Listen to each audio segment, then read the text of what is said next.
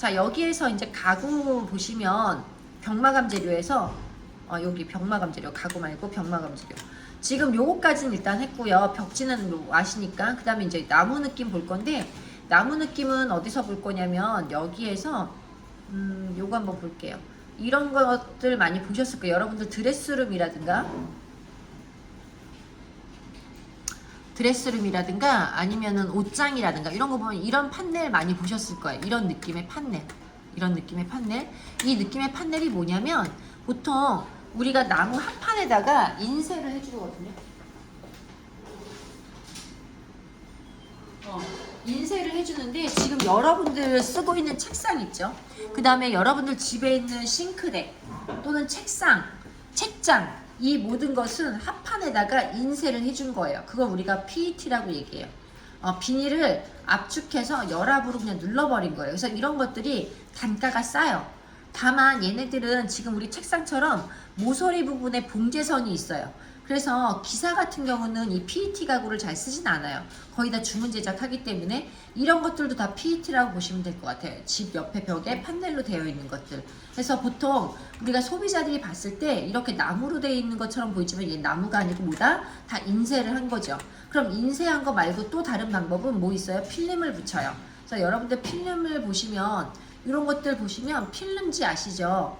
보통 이제 시트지는 유리에 붙이는 거고 일반적으로 필름지가 정확한 표현인데 여기 보시면 금속 느낌도 있고요. 그때 어제 제가 이거 잠깐 설명했죠. 이거는 스테인리스 헤어라인 미러, 이거 우리 어제 잠깐 설명했죠. 얘네들은 미러 계통이에요. 얘는 헤어라인 계통이에요. 뭐 금색도 있고요, 은색도 있고 실버도 있고요. 그 다음에 나무 느낌의 필름도 있어요. 자, 이거랑 여러분들 이거하고 아까 이 화면에서 이거하고 여러분들은 구별을 못해요. 똑같지 않나요? 그러니까 소비자는 잘 구별을 못해요. 마감 재료만 보고서.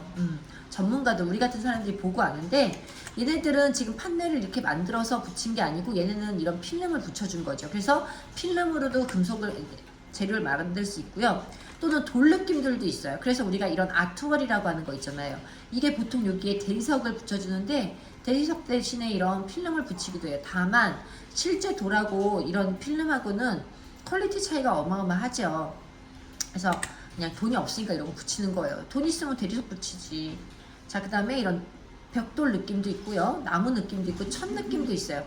굉장히 다양한 필름이 있기 때문에 우리가 보통 가구나 벽에 사용할 때는 이런 필름을 사용하기도 한다. 방금 보셨잖아요. 이렇게 벽에도 필름해요. 벽지 대신에 필름 붙이는 경우들도 있어요. 다만 그거는 나의 컨셉이에요. 나는 벽지 안 붙이고 필름 붙일 거야. 뭐 이런 컨셉이 있는 거죠.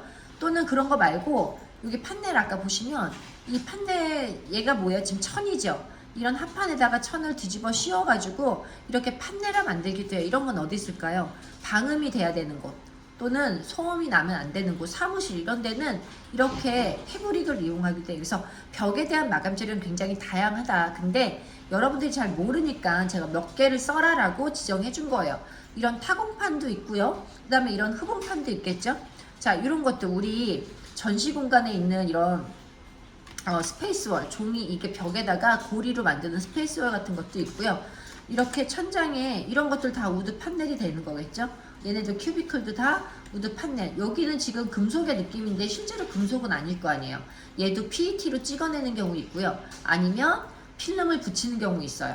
그래서 내가 최대한 이 겉에 표면의 마감 재료를 뭘로 할 것인지 여러분들이 많이 아시는 것이 인테리어를 잘 하시는 방법 중에 하나예요. 어쨌거나 그런 것들이 있다. 그래서 여기 문제에서 보시면 여기서 이렇게 보셨을 때 자, 일단 내가 나무 느낌을 하고 싶어 라고 하시면 나무 느낌으로 하고 싶어 하시면 일단 판넬로 찍어내는 경우 있죠. 그게 뭐예요? 그게 아까 여기 가구에서 보는 PET랑 똑같은 거예요. PET 이렇게 PET로 찍어내는 경우 있고요. 그 다음에 또 뭐 있어요? 필름을 붙이는 경우 있죠. 여기에서 보이는 시트는요, 보통 우리가 소비자들은 잘 몰라서 시트 붙였다 이렇게 얘기를 해요. 근데 필름이라고 얘기하시는 게 맞고요. 시트는 유리에 붙이는 걸 시트라고 얘기하시면 좋을 것 같아요. 그럼 지금 이거는 똑같이 나무 느낌인데 내가 필름을 붙이기도 하고 아니면은 아까처럼 PET로 찍어내기도 하고, 이거 말고 또 뭐가 있냐면 여러분들이 아셔야 되는 게 우드스킨 무늬목이에요. 무늬목 같은 경우는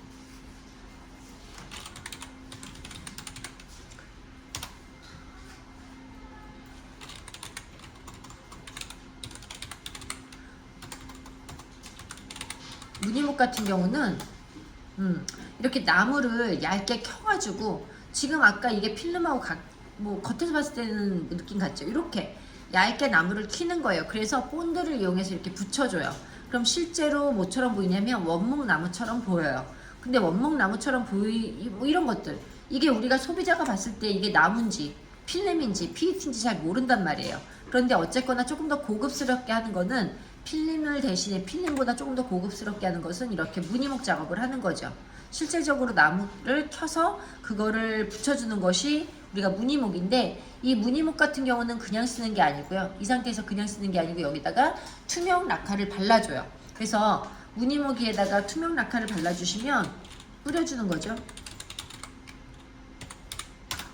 투명 락화를 뿌려주면 굉장히 반짝반짝 고광택인 나무가 되는 거예요. 이렇게 보시면 얘가 필름이 아니고 실제 나무를 입혀준 다음에 그 다음에 투명한 락화로 뿌려주는 거예요. 락화는 제가 아까 이렇게 붓질 안 된다고 했어요. 이렇게 붓질되는 거는요, 락화라고 할 수가 없어요. 이거는 락화는 이렇게 할 수가 없는 거고, 얘는 바니쉬예요. 바니쉬. 그냥 우리 옛날에 쓰던 니스 같은 거서 무조건 락화는 스프레이다 라고 보시면 돼요. 이거 말고 또 우리가 그냥 붓질해서 페인트 칠하는 것들은 에나멜 페인트라고 얘기해서요, 종류가 좀 달라요. 어쨌거나 나무를 필름으로 하는 경우도 있고, 이걸 내가 시공할 거야 라고 하면 일단 필름이 될 수도 있겠죠. 또는 무늬목이 될 수도 있겠죠. 아니면 오리지널 원목이 될 수도 있겠죠. 그죠? 아니면 PET로 찍어낼 수도 있겠지. 너무 작아서 PET는 안 돼요. 뭐 세 개 중에 하나 쓰시면 돼요. 무늬목이나 아니면 원목이나 아니면 필름이나 이렇게 되셨나요? 그런데 이렇게 나무 색깔이 이런 색인데 난 이런 색깔로 만들고 싶어. 그럴 수 있잖아요. 나는 이런 색깔로 만들고 싶어. 아니면 이 색깔인데 이걸로 만들고 싶어 라고 하시면 거기에 들어가는 것이 오일 스테인이에요.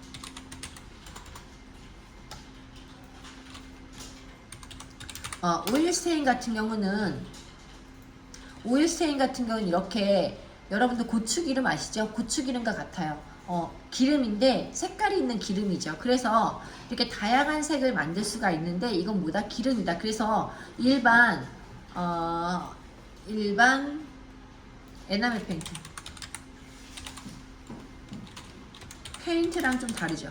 에나멜 페인트는 여러분들 그 여성분들 그 손톱 매니큐어랑 같은 재질이고요. 비슷한 재질이라고 보시면 될 것 같아요. 그래서 얘는 붓질로 하고 굉장히 무겁기 때문에 락화는 아까 뿜칠만 된다고 얘기했죠. 얘는 붓칠만 돼요. 그래서 에나멜 페인트를 칠해버리면 얘를 지금 나무에다가 도포를 입혔다고 생각해 보세요. 이 색깔을, 이런 색깔을. 그러면 나무에 결은 안 보일 거 아니에요.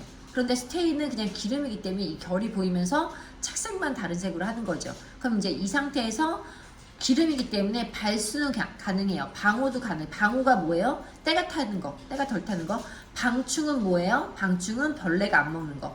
발수는 뭐예요? 물이 튀어가는 거. 방수는 뭐예요? 물이 들어가지 않는 거. 이렇게 여러 가지 뭐 벌레나 충이나 아니면 물에 의해서 강하게 만들어주는 건데, 이거 자체가 실질적으로 여기에서는 오일 스테인만 쓰셔도 돼요. 그것만 마감해도 상관없어요. 그런데 이걸 조금 더 오랫동안 쓰기 위해서는 락화까지 쓰시면 좋다라는 거. 그래서 가구를 쓸 때 내가 지정, 우드스킨, 슬러시, 지정, 오일 스테인 마감 이렇게 쓰셔도 되고요. 아니면 지정, 무늬목에 지정색, 오일 스테인 마감 이렇게 쓰셔도 되고요. 지정, 무늬목에 슬러시, 투명 락화 마감 이렇게 쓰셔도 된다는 거예요. 그래서 마감 재료는 여러분들이 다양하게 활용할 수 있으니까 요거 사이에 있는 걸 쓰셔라. 자, 아까 패브릭은 천이었다는 거 말씀드렸고요. 그걸 다르게 커버링이라고도 해요. 네. 그 다음에 이제 유리에서 보시면 유리도 굉장히 다양한 재료들이 있어요. 유리도 여기서 볼게요. 유리 보시면 유리도 굉장히 다양한 재료가 있는데, 우리가 보통 일반적으로 아는 유리가 판유리거든요. 일반적으로 아는 유리가 일반 판유리, 그냥 판유리죠. 그래서 이 판유리를 가지고 열 처리를 하면 강화유리예요.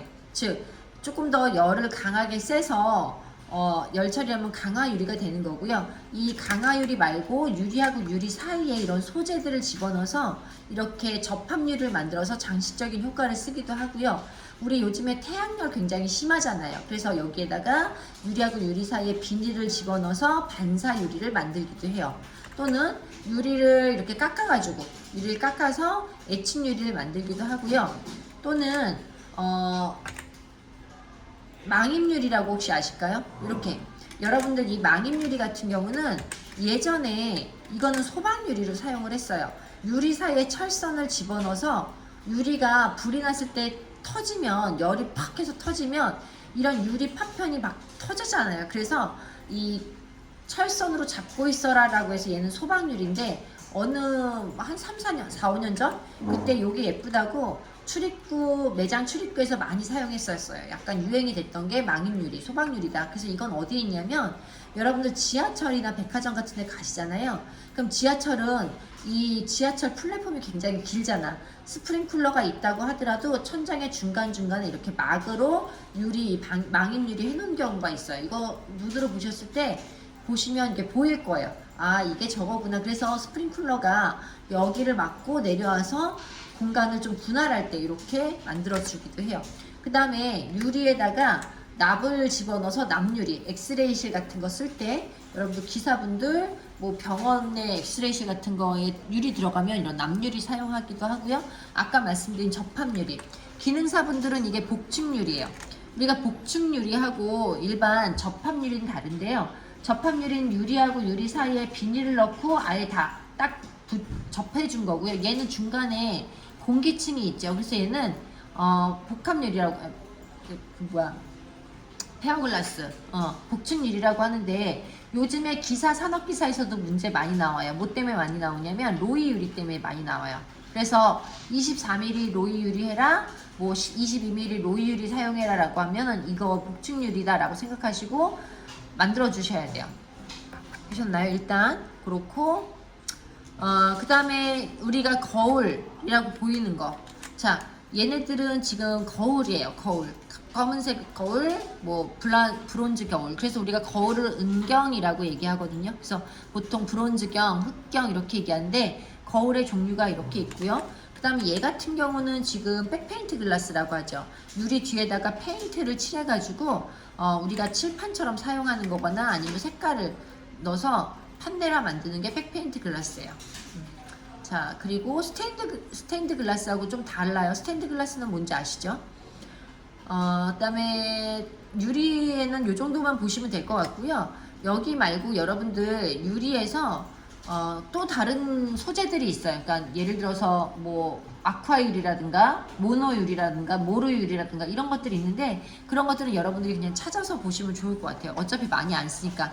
유리를 강화한 건 강화유리라고 얘기하고요. 그 다음에 유리 문에다 쓰는 건 무조건 강화도화라고 얘기하죠. 유리 종류가 이게 조금 더 있어요. 유리 종류가 이렇게 조금 더 있는데 이런 것들은 그냥 참고하시면 될 것 같아요. 유리 블럭이라든가 망임유리라든가 스리유리. 스리유리는 이 면을 깎아낸 걸 스리유리라고 얘기해요. 근데 요즘에 이렇게 가공 안 하고요. 그냥 유리 시트 붙이죠. 유리 시트 붙이는 게 스리유리. 강화유리도 유리가 파편 깨지면 이렇게 되는데 열 처리하면 이렇게 되기 때문에 안전유리라고도 얘기하고요. 이 지금 로이유리 상태에서 유리 두께가 이렇게 복층유리가 만들어져 있어요. 16mm, 21mm, 24mm. 그래서 이런 것들은 문제에 나온 대로 사용하시면 될 것 같아요. 유리 생산 규격도 제가 여기다 이렇게 해놨거든요. 그래서 보통 8,000까지 나오기도 하지만 실제로 단가가 어마무시하게 비싸니까 3,000 이상 넘지 않게, 3,500 이상 넘지 않게 해주시면 되고 뭐 가공법들이 있으니까 참고하시면 될 것 같아요. 자, 그래서 유리들이 이렇게 있는데 그러면 이제 이 유리에서 우리가 실제로 써야 되는데 어떻게 써야 되냐? 그 중에서 이제 요게 CBT하고 CBT는 투명유리 이제 안 써요. 강화유리를 쓰시면 되는데 기사들은 일반 1층 매장의 유리는 CBT 강화유리. 우리 학원에 있는 칸막이 유리들보다 CBT 강화유리라고 보시면 될 것 같고요. 8T하고 10T는 언제 써라? 얘는 쇼케이스 같은 거 쓸 때 쓰시면 돼요. 투명유리 쓰지 마시고 강화유리로 사용해서 쓰시면 될 것 같고요. 자, CBT 24T 16, 20, 24. 요 아까 얼마 있었어? 26까지 있었죠? 네, 복층유리가 페어글라스라고 보시면 될 것 같고요. 이거 어제 제가 설명했어요. 갈바철판. 갈바철판은 실질적으로 갈바니즘이라는 철판이기 때문에 가공이 굉장히 쉽고요. 녹이 슬지 않기 때문에 일반적으로 인테리어 회사에서 가장 많이 쓰는 것이 이런 철판류예요. 그래서 이런 간판을 만든다거나 아니면 앞에 이런 게이트를 만든다거나 이게 다 갈바 철판으로 만드는 거죠. 그래서 갈바 철판에다가 페인트를 칠하거나 아니면은 뭐 필름지를 붙이거나, 근데 외부는 필름지 붙이기 힘들잖아요. 그래서 우리가 이런 철판 같은 경우는 갈바 철판에다가 부식 페인트 볼까요? 갈바 철판에다 부식 페인트를 칠하면 진짜 부식판처럼 이런 느낌도 나요. 녹슨 것처럼. 이거 페인트 종류예요. 나무에도 칠해도 되고요. 철판에 칠하셔도 되고요. 이렇게 부식이 된 것처럼 녹이 쓴 것처럼 이건 페인트 종류기도 하고요. 또는 구로철판이라고 있어요. 구로철판 같은 경우는 정말 약간 부식된 느낌의 철판이에요. 이런 진짜 철판을 가공해서 사용하는 경우 있죠. 이런 것들이 다 가공해서 사용하는 거긴 하지만 기본은 뭐다? 다 갈바철판으로 사용을 하기도 해요. 그래서 뭐 디자인이 굉장히 다양하고 가공법이 다양하기 때문에 여러분들이 지금 여기서 다 알 수는 없어요. 그러나 그냥 최소한 이거는 아셔야지 시험을 준비할 수 있다라는 거. 되셨나요?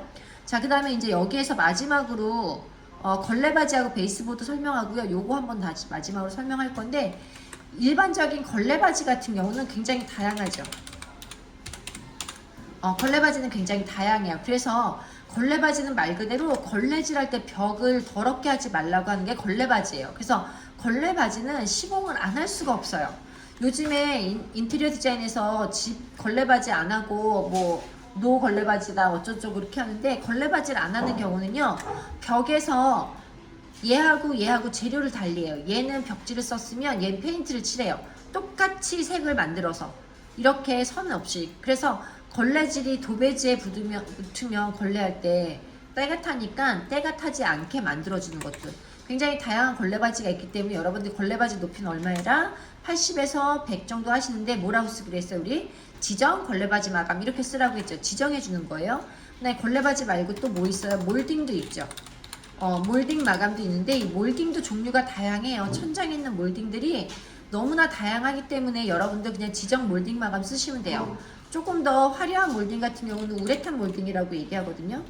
우레탄 몰딩 보시면 여러분들 그 결혼식장 이런 몰딩들 많이 있잖아요. 이런 것도 그냥 지정 몰딩 마감이에요. 다만 내가 못 그리면 못 그린다는 거지. 그리지 못하면 표현을 못 하잖아요. 그래서 못 하는 거지. 이런 몰딩도 있어요. 어쨌거나 몰딩 그렇게 들어가고요. 저희 어제 스테인리스 스틸 한번 했었죠. 스테인리스 스틸 프레임 한번 쳐볼게요. 스테인리스 스틸 프레임 치시면 이런 스테인리스 스틸 프레임들이 많이 나온다라고 얘기했잖아요. 이렇게 많이 나오는 제품, 이런 제품들이 다 보다 얘가 서스예요. 그러니까 내가 여기에서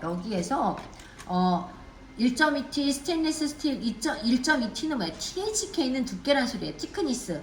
T는 두께예요. 밀리미터예요. 밀리미터. 그러니까 16T라고 하는 거 16mm라는 거죠. 그래서 1.2T 스테인리스 스틸 프레임 이렇게 쓰셔도 되고요. 이거를 이렇게 쓰셔도 돼요. 지정 서스 마감. 무슨 얘기인지 아시겠죠? 지금 여기에 나와 있는 모든 스테인리스 스틸의 이런 제품들이 다 뭘로 만든 거다? 그냥 서스라는 거예요. 즉 스테인리스 스틸 자체로 만든 제품이 뭐니까 서스니까, 나는 마감 재료를 쓸 때 어떻게 써라? 하나하나 이렇게 쓰시든지 아니면 지정 서스 마감 이렇게 쓰시든지 하시면 될 것 같아요.